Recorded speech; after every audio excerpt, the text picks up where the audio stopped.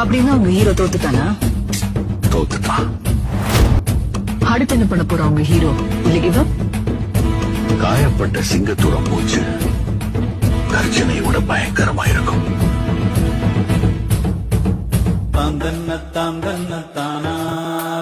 தாம் தன்ன தாம் தன்ன தானா தாம் தன்ன தானா தாம் தன்ன தானா.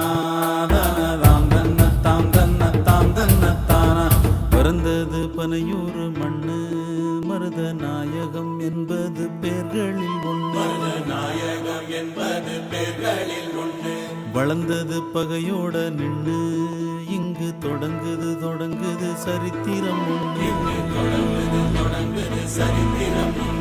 மதங்கொண்டு வந்தது சாதி, இன்றும் மனுஷனை துரத்துது மனு சொன்ன நீதி.